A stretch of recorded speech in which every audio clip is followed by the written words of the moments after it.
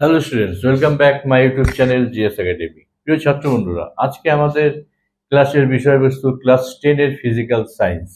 হ্যাঁ, ক্লাস 10 এর এবছরে 2024 থেকে 25 সালের যারা 25-এ যারা মাধ্যমিকের ফাইনাল পরীক্ষাটা দেবে, তাদেরই সেকেন্ড ইউনিট টেস্ট শুরু হচ্ছে আগামী মাসে, অর্থাৎ আগস্ট মাসেই তাদের সেকেন্ড ইউনিট টেস্ট। এই সেকেন্ড ইউনিট টেস্টের বিষয়টা নিয়ে আজকে আমাদের ক্লাস। আমরা দেখে নেব সেকেন্ড ইউনিট টেস্টে ফিজিক্যাল সায়েন্সের কি কি সম্ভাব্য কোশ্চেন আসবে এবং কোন কোন চ্যাপ্টার থেকে এই কোশ্চেনগুলো আসবে এবং এদের যে নাম্বার বিভাজনটা আছে, অর্থাৎ কোশ্চেন যে প্যাটার্নগুলো, সেই বিষয়টা নিয়ে আজকে আমাদের ক্লাস। তবে আমি একটা কথা বলবো, এই ক্লাসে যে সমস্ত বিষয়গুলো আলোচনা হবে সবসময় মনে রাখবে, এটা অবশ্যই শুধুমাত্র সেকেন্ড ইউনিট টেস্টের জন্যই নয়। এই বছর যারা তোমরা ক্যান্ডিডেট মাধ্যমিক পরীক্ষা দেবে 2025 সালে, তাদের ওই ফাইনাল পরীক্ষাতেও এই কোশ্চেনগুলো যথেষ্ট গুরুত্ব রাখে।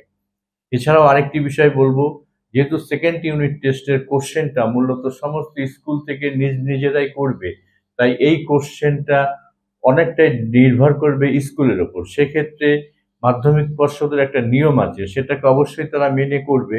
এবং কিন্তু কোশ্চেন কেমন হবে, একটু এদিক ওদিক অদল বদল স্কুল বিশেষে সেটা হতেই পারে।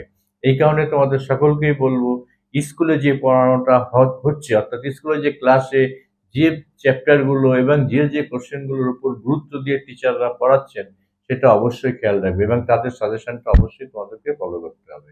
তাহলে চলে আসছি আমরা বোর্ডে। আমরা দেখে নেব এ বছরের পরীক্ষার সেকেন্ড ইউনিটের সম্ভাব্য এবং নাম্বার বিভাজনটা।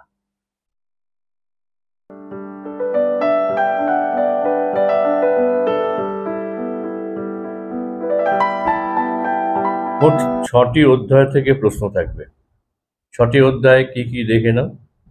এই 6টি অধ্যায়ের যে নম্বর বিভাজনটা থাকবে, সেটা হচ্ছে রাসায়নিক বন্ধন থেকে থাকছে 5 নম্বর, তাপের ঘটনাসমূহ থাকছে 6 নম্বর, জলতড়িৎ থেকে সবথেকে বেশি কোশ্চেন হচ্ছে 12 নম্বর, তড়িৎ প্রবাহ ও রাসায়নিক বিক্রিয়া 6 নম্বর, পরীক্ষাগার ও রাসায়নিক শিল্পে অজৈব রসায়ন 7 নম্বর এবং ধাতুবিদ্যার থেকে থাকছে 4 নম্বর। মোট 40 মার্কসের পরীক্ষা হবে সেকেন্ড ইউনিট টেস্ট এক্সাম তোমাদের। এমসিকিউ দেখো, সমস্ত চ্যাপ্টার থেকেই থাকছে একটি করে, জলতড়িৎ থেকে শুধুমাত্র 2টি।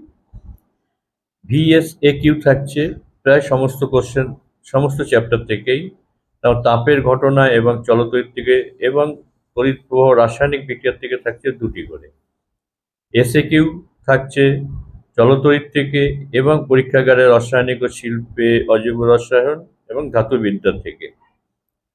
লং টাইপের কোশ্চেন সবকটার মধ্যে থেকেই আছে, শুধু জলতড়িৎতে থাকছে 2টি কোশ্চেন আর ধাতুবিদ্যা থেকে কোনো লং অ্যান্সার কোশ্চেন থাকছে না, অর্থাৎ এলএকিউ থাকছে না। মাধ্যমিক পর্ষদ থেকে অবশ্যই এই নিয়মটি জারি করা হয়েছে, অর্থাৎ কোশ্চেন প্যাটার্নটা এমনই হবে, কিন্তু কোনো কোনো স্কুলে একটু এর পরিবর্তনও হতে পারে। সেক্ষেত্রে তোমরা দেখে নেবে তোমাদের স্কুলে টিচার, যে ফিজিক্সের টিচার, তিনি কোন কোন চ্যাপ্টার পড়িয়েছেন এবং কোন কোন চ্যাপ্টারের ওপর কী টাইপের কোশ্চেন করবে, সেটা তোমরা একটু ফলো করবে। এটা স্কুল বিভিন্নতা অনুসারে এটা বিভিন্ন রকম হতে পারে, কিন্তু এটা হচ্ছে মোটামুটি একটা মাধ্যমিক পর্ষদের নিয়ম। এর একটু হেরফেরও বিভিন্ন স্কুলে করা যেতে পারে। যাই হোক, এবার আমরা চলে আসি রাসায়নিক গণনার কোশ্চেনে। রাসায়নিক গণনা থেকে কি কি টাইপের কোশ্চেন আসতে পারে তোমরা দেখে নাও। আমি লাল ইঙ্ক দিয়ে একটু দাগিয়ে দিয়েছি, যে কোশ্চেনগুলো একটু বেশি ইম্পর্টেন্ট মনে হয়েছে আমার কাছে, সেগুলোকে আমি দাগিয়ে দিয়েছি। এছাড়া তোমরা দেখবে যে সমস্ত কোশ্চেনগুলোকে লাল ইঙ্ক দিয়ে আমি আমি মার্ক করিনি, সেগুলো তোমরা একটু দেখে যাবে। বিগত বেশ কয়েক বছরের কোশ্চেন দেখে আমার যেটা মনে হয়েছে, যে ধরনের কোশ্চেনগুলো বারে বারে এসেছে, তার থেকেই এই সাজেশনটা তৈরি করা হয়েছে। তবুও তোমরা এর বাইরে অবশ্যই অন্যান্য কোশ্চেনও পড়বে, কারণ এটা মনে রাখবে, এটা শুধুমাত্র সেকেন্ড ইউনিট টেস্টের জন্যই নয়, এটা তোমাদের পুরো মাধ্যমিক ফাইনাল পর্যন্ত এই কোশ্চেনগুলো যথেষ্ট গুরুত্ব রাখে।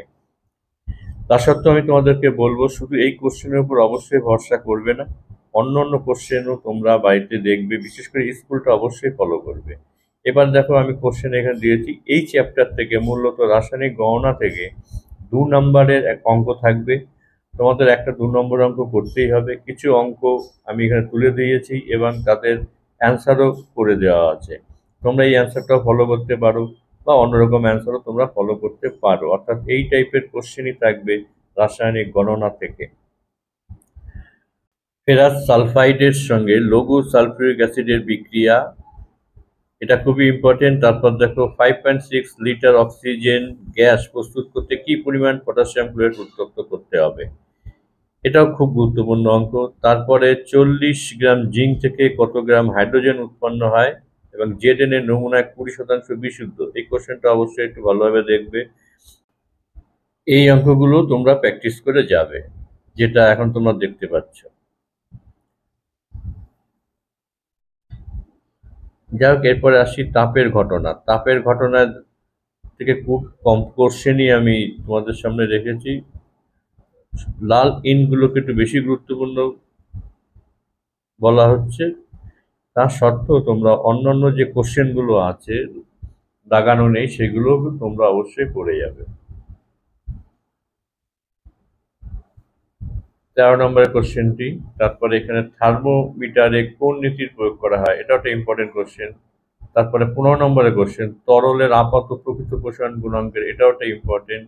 এখান থেকে আমি দেখো 3টে কোশ্চেন লাগিয়েছি, একটু বড় কোশ্চেন, 2 নম্বরের কোশ্চেন হতে পারে এগুলো, 2 অথবা 3 নম্বরের। এই একটি কোশ্চেন দেখো, তরলের 2 প্রকার আয়তন প্রসারণের গুণাঙ্কের মধ্যে কোনটি নিজস্ব ধর্ম। তারপরে 13 নম্বরের কোশ্চেনটি, একই আকৃতি বিশিষ্ট 2:3 অনুপাতের। এই সমস্ত অঙ্কগুলো তোমরা দেখে যাবে। তাপ পরিবাহী অঙ্ক, এটাও দেখে যাবে। এরপর আসছে চলতরিৎ। চলতরিতের কোশ্চেনগুলো আমি এইভাবেই দেখেছি, কিন্তু সমস্তগুলোর উত্তর হয়তো দেওয়া সম্ভব হয়নি। কিছু কিছু কোশ্চেন আছে। হিউজ তারের বৈশিষ্ট্যটা খুবই ইম্পর্টেন্ট, এটা ভালো করে পড়ে যাবে। তড়িৎ ক্ষমতা কাকে বলে, তড়িৎ ক্ষমতা রাশিমালা, এটাও দেখে যাবে ভালোভাবে। ডায়নামা মোটরের মূল পার্থক্য কি, এই কোশ্চেনটা বেশ ইম্পর্টেন্ট।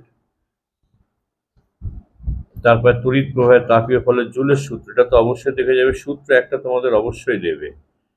সমান্তরাল ও শ্রেণী সমবায়ের পার্থক্য, এটা অনেকবার পরীক্ষায় এসেছে। কোষের তড়িৎচালক বল ও বিভব প্রভেদের পার্থক্য যথেষ্ট ইম্পর্টেন্ট। কোনো পরিবাহী রোধ কোন কোন বিষয়ের উপর নির্ভর করে, এটা অনেক বারে বারে এসছে এই প্রশ্নটি। নষ্ট ভোল্ট কি, দেখে যাবে। ফিউজ তারের 2টি বৈশিষ্ট্য, এটা খুব ইম্পর্টেন্ট। বৈদ্যুতিক বাল্ব বায়ু শূন্য করে নাইট্রোজেন পূর্ণ কেন করা হয়, এই একটা কোশ্চেন চলে গেল। যাই হোক, একটি বাতির গায়ে এই টাইপের একটা কোশ্চেন আসে।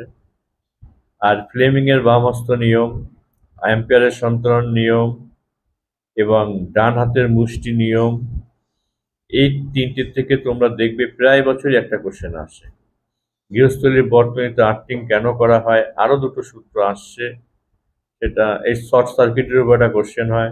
শর্ট সার্কিট বলতে কি বোঝো, ফ্যারাডের সূত্রটা, এটা ইম্পর্টেন্ট, এটা মাধ্যমিক 17-এ এসছে।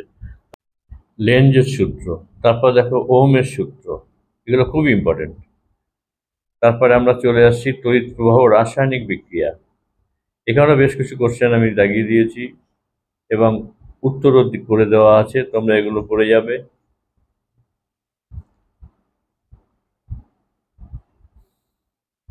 অ্যানোড মাঠ কি, এটা 2 নম্বরের কোশ্চেন। তড়িৎ তীব্র তড়িৎ বিশ্লেষ্য, ওটাও 2 নম্বরের। ক্যাথোড অ্যানোড তড়িৎদ্বার বলতে কি বোঝো, এই কোশ্চেনগুলো তোমাদের 2 মার্কসের কোশ্চেন হবে। তারপরে তড়িৎ বিশ্লেষ্য পদার্থ বলতে কি বোঝায়, উদাহরণ সহ এই যে কোশ্চেনগুলো আছে এগুলো দেখে যাবে। লাল কালিতে দাগানো কোশ্চেনগুলো তো অবশ্যই ভালোভাবে দেখে যাবে। চিনির জলীয় দ্রবণ তড়িৎ পরিবহন করতে পারে না, কিন্তু সোডিয়াম ক্লোরাইড দিলে পারে কেন, এই কোশ্চেনগুলো। তারপরে পরের চ্যাপ্টারে চলে আসছি পরীক্ষাগার এবং রাসায়নিক অজৈব। সেখানে শর্ট কোশ্চেন হিসাবে কিছু রাখা হয়েছে, এমসিকিউ, এগুলো তোমরা দেখে যাবে। নেসলার বিকারক কি, এর সংকেতটা ইম্পর্টেন্ট। তারপরে কোশ্চেনগুলো দেখে যাবে। তারপর ধূম্রমান নাইট্রিক অ্যাসিড এবং ধূমায়মান সালফিউরিক অ্যাসিড, অম্লরাজ, এগুলো খুবই important question. Liker ammonia, smelling salt কি, এই কোশ্চেনগুলো। হাইড্রোজেন সালফাইডের বিজন ধর্ম, বারে বারে কোশ্চেনগুলো আসতে দেখা গেছে।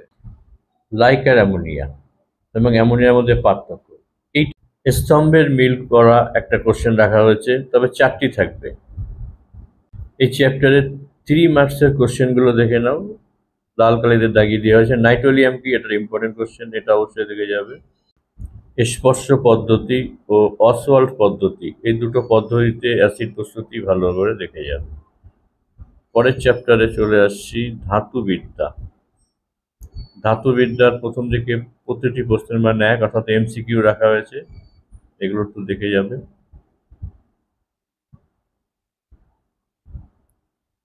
তারপর 2 নম্বরের কোশ্চেন রাখা হয়েছে আকরিকের উদাহরণ এবং সব আকরিক খনিজ, এই সমস্ত কোশ্চেন। এবং সবথেকে বেশি ইম্পর্টেন্ট যে কোশ্চেনগুলো এখানে হয়, আকরিকের নাম ও সংকেত। এখান থেকে থার্মিট মিশ্রণ কি এবং গ্যালভানাইজেশন কাকে বলে ভালোভাবে দেখে যাবে।